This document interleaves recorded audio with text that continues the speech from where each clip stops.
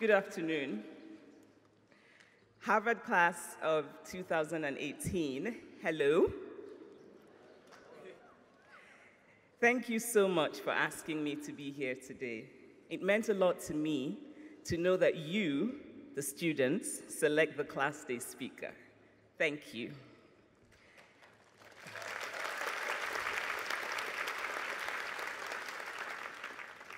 Congratulations to you and to all your loved ones who are here. I spent a wonderful year at the Radcliffe Institute here at Harvard, doing a fellowship in 2011, and I fell in love with Cambridge, and so it's very good to be back. My name is Chimamanda. In Igbo, it means my personal spirit will never be broken. I'm not sure why, but some people find it difficult to pronounce. A few years ago, I spoke at an event in London. The English woman who was to introduce me had written my name phonetically on a piece of paper. And backstage, she held on tightly to this paper while repeating the pronunciation over and over. I could tell she was very eager to get it right. And then she went out to the stage and gave a lovely introduction and ended with the words, "Ladies and gentlemen, please welcome Chimichanga."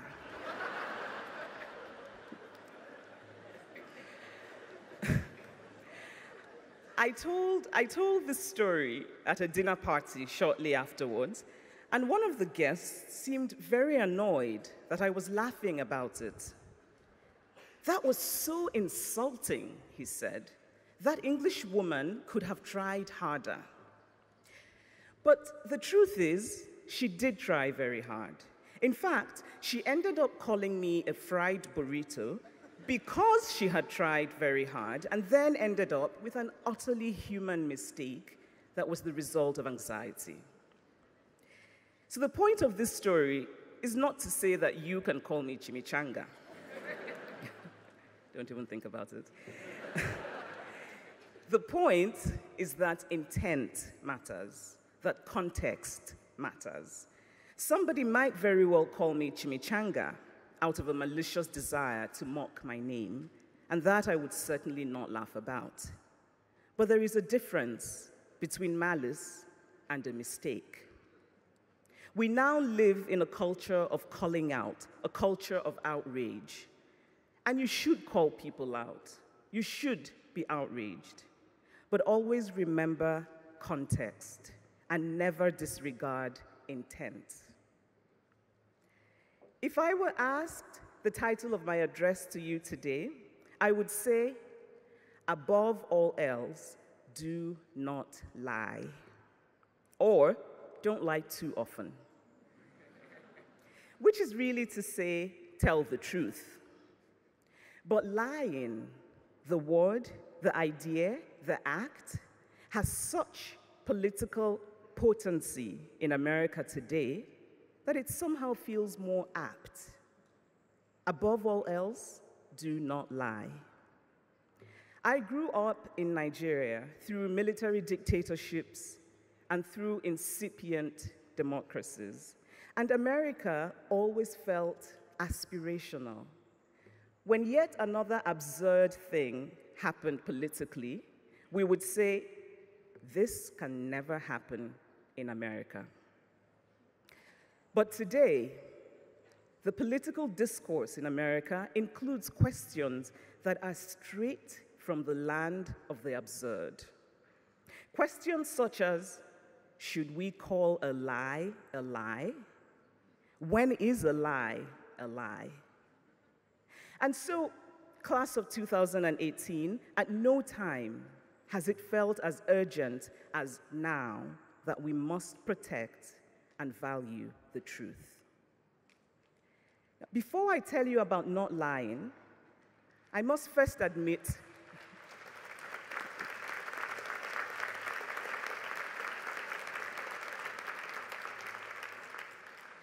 So before I tell you about not lying, I must first admit to lying. I routinely lie about my height, even at the doctor's office. In Lagos, when I'm meeting friends for lunch, I lie about being stuck in traffic when I'm really still at home, only just getting dressed. Now, there are other lies. Sadly, however, I cannot tell you about them without having to kill you afterwards.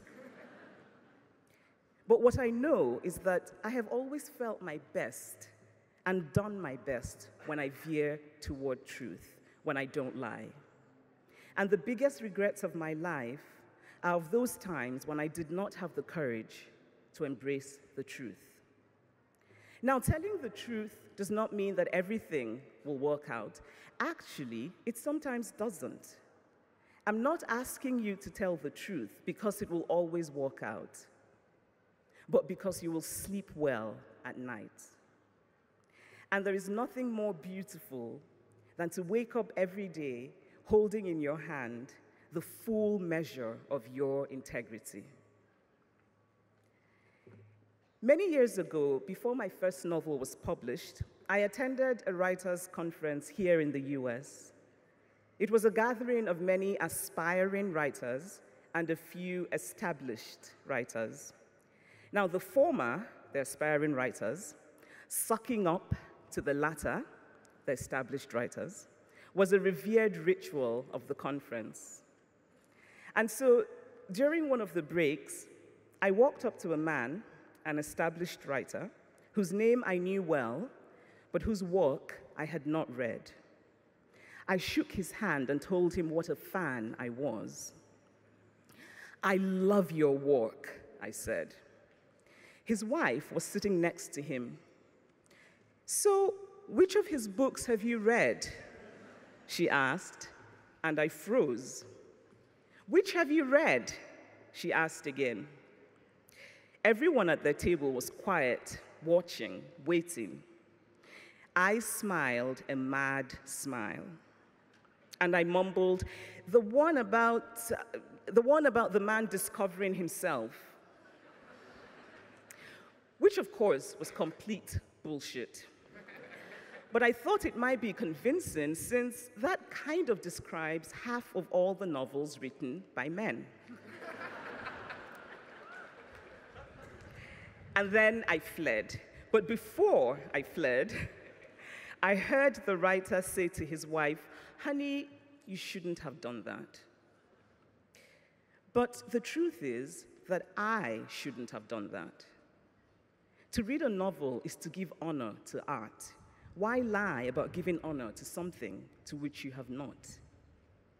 I was, of course, absolutely mortified that day, but I have come to respect what that writer's wife had: a fantastic bullshit detector.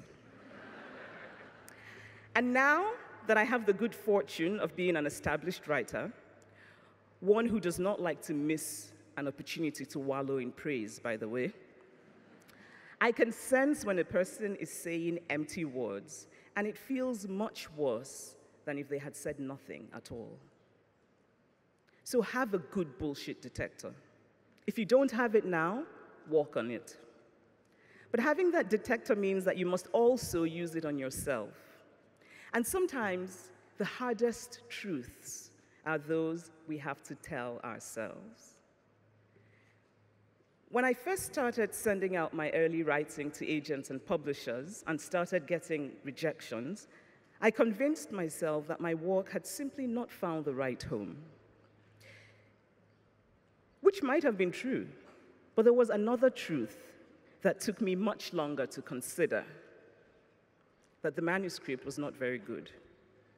And in fact, the first novel I wrote, or what I thought was a novel, eventually needed to be put away in a drawer. And I'm so grateful that it was never published. It is hard to tell ourselves the truth about our failures, our fragilities, our uncertainties. It is hard to tell ourselves that maybe we haven't done the best that we can. It is hard to tell ourselves the truth of our emotions, that maybe what we feel is hurt rather than anger. That maybe it is time to close the chapter of a relationship and walk away. And yet, when we do, we are the better off for it. I understand that the Harvard College mission calls on you to be citizen leaders. I don't even know what citizen leader means. It sort of sounds like a Harvard graduate saying, I went to college in Boston. Which, by the way, has to be the most immodest form of modesty. Please, class of 2018, when you're asked where you went to college, just say Harvard.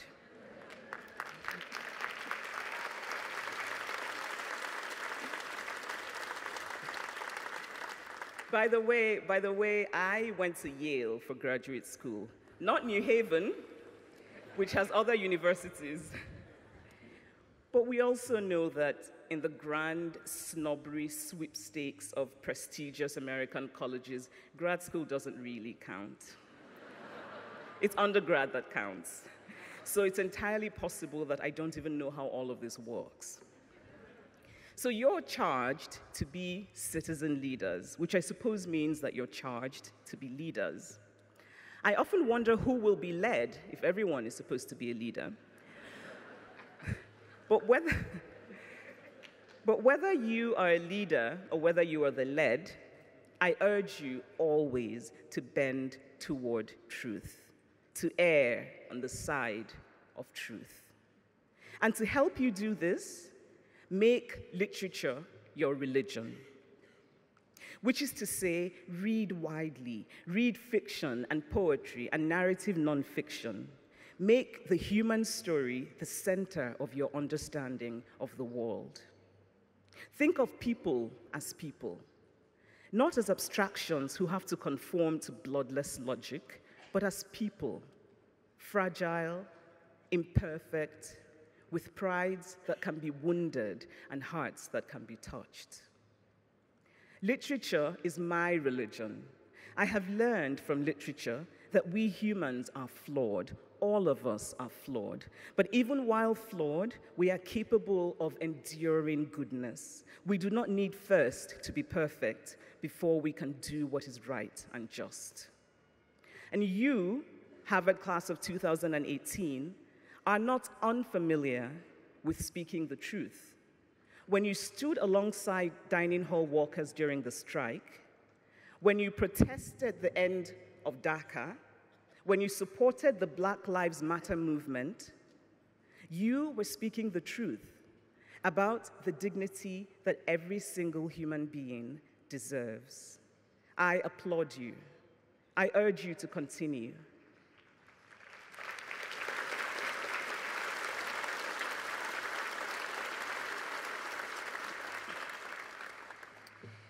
But remember that now, outside the cocoon of Harvard, the consequences will be greater.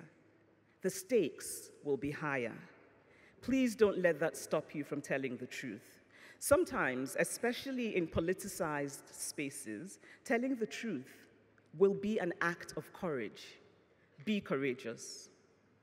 Never set out to provoke for the sake of provoking, but never silence yourself out of fear that a truth you speak might provoke. Be courageous. People can be remarkably resistant to the facts that they do not like, but don't let that silence you from speaking the truth. Be courageous. Be courageous enough to acknowledge that even if there is no value in the position of the other side, there is value in knowing what that position is. Listen to the other side, at least the reasonable other side. Be courageous enough to acknowledge that democracy is always fragile and that justice has nothing to do with the political left or the political right. Be courageous enough to recognize those things that get in the way of telling the truth, the empty cleverness, the morally bankrupt irony, the desire to please, the deliberate obfuscation, the tendency to confuse cynicism for sophistication. Be courageous enough to accept that life is messy. Your life will not always perfectly match your ideology. Sometimes even your choices will not align with your ideology. Don't justify and rationalize it, acknowledge it. Because it is in trying to justify that we get into that twisting, dark, unending tunnel of lies from which it is sometimes impossible to re-emerge whole. Be courageous enough to say, I don't know. This might be harder to do with everyone calling you Harvard. But ignorance acknowledged is an opportunity. Ignorance denied is a closed door. And it takes courage to admit to the truth of what you do not know. Some people think that Harvard is the best school in the world. Personally, I'm not so sure. I need to know what my people at Yale think about that. But I do know that for many people all over the world, Harvard has become much more than just a school. Harvard is a metaphor for untouchable intellectual achievement. And now that you are Harvard graduates, well, actually, almost Harvard graduates, you don't actually have your degrees. You wouldn't get them until tomorrow. And I suppose there is still time for the Harvard administration folks to change their minds about giving it to you. But assuming they don't change their minds and you do get your degrees tomorrow and become Harvard graduates, the world will make assumptions about you. Many of them will be to your benefit, such as the assumption of competence and intelligence. Employers will pay attention to your resume when they see Harvard on it. But there will be other assumptions. People who don't know anything about you except that you went to Harvard will assume that you feel superior, that you think you're all that. They will roll their eyes when you make a normal human mistake. You might hear at some point in your life, in a tone that cannot be described as nice, "There goes Harvard." Now, full disclosure, a friend once told me that the only thing he learned at Harvard was to behave like a person who went to Harvard. And I have often repeated that story quite gleefully. So you will inspire resentment, and hopefully that will help you keep in mind the humanity of everyone, including the privileged. But these assumptions that people will make about you are minuscule compared to the enormous privilege that comes with a Harvard degree. You now have a certain kind of access, a certain kind of power. And I know it is terribly cliched to say that you must now use this power to change the world. But really, you must now use this power to change the world.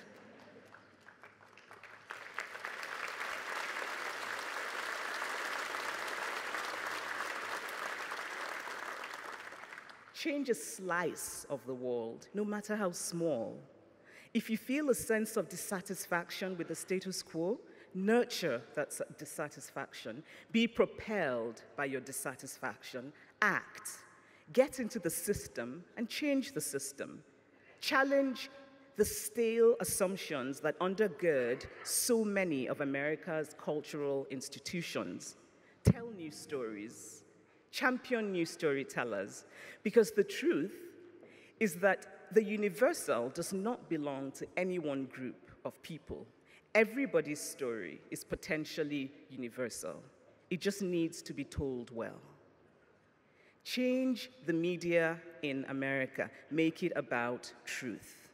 Not about entertainment, not about profit-making, but about truth.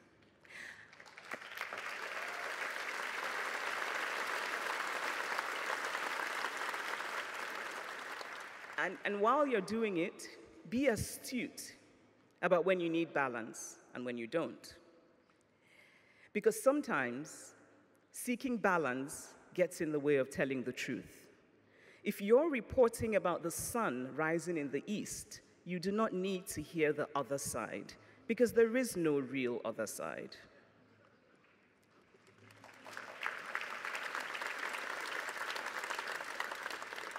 A Harvard degree will give you access and opportunities, but sadly, I have to inform you that it will not make you invincible.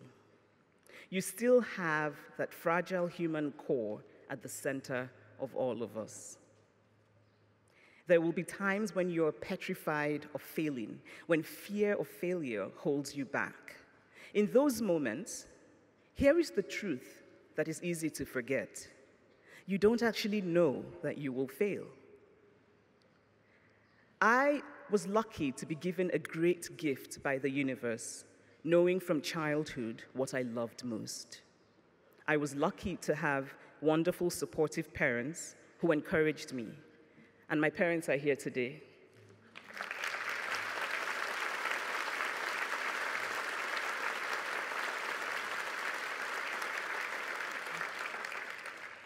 Writing is what I love. Had I not had the good fortune of being published, I would be somewhere right now, completely unknown, possibly broke, but I would be writing. Some of you here today, like me, know what you love, and some of you don't. If you don't know, you will. If not something that you love, then something that you like, or something that you don't hate, or something. You will find it. But to find it, you must try. The wonderful Shonda Rhimes said very wisely that you have to do something until you can do something else. Try. If it doesn't work out, try something else. I knew from spending a year in medical school that it was not for me. Actually, that's not really true. I knew even before medical school, but going to medical school clarified it for me. And it's not wasted time, it's experience. And experience will serve you in ways you do not expect. I cannot tell you how many times in the course of writing my second novel, Half of a Yellow Sun, which was a deeply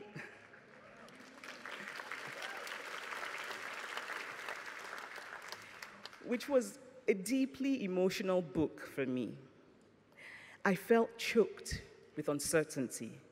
I would climb into bed and eat chocolate.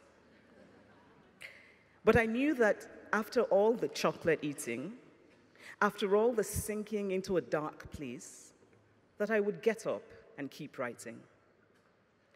I cannot tell you how often I would sit down to write, and instead I would find myself going online to look at shoes and to put different shoes in various online carts, and then remove some and put some back, and order some and then not order some. I'm actually thinking of starting a society of esteemed procrastinators. And I suspect that many of you would probably sign up. Procrastinating is a form of fear, and it is difficult to acknowledge fear. But the truth is that you cannot create anything of value without both self-doubt and self-belief. Without self-doubt, you become complacent.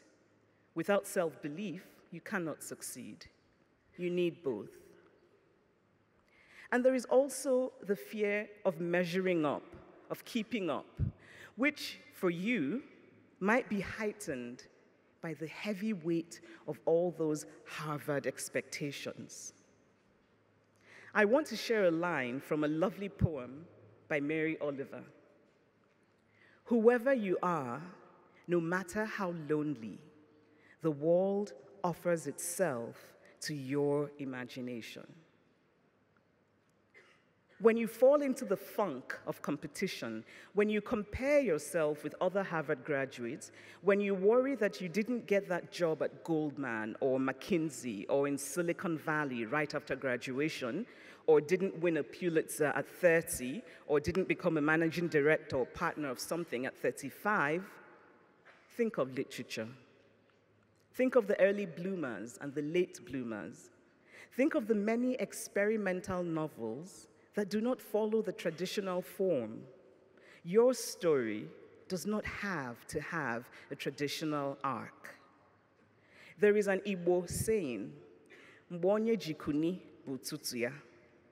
It translates literally to, whenever you wake up, that is your morning. What matters is that you wake up.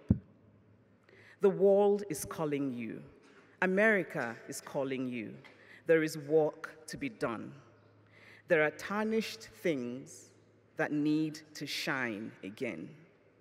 There are broken things that need to be made whole again. You are in a position to do this. You can do it. Be courageous. Tell the truth. I wish you courage, and I wish you well.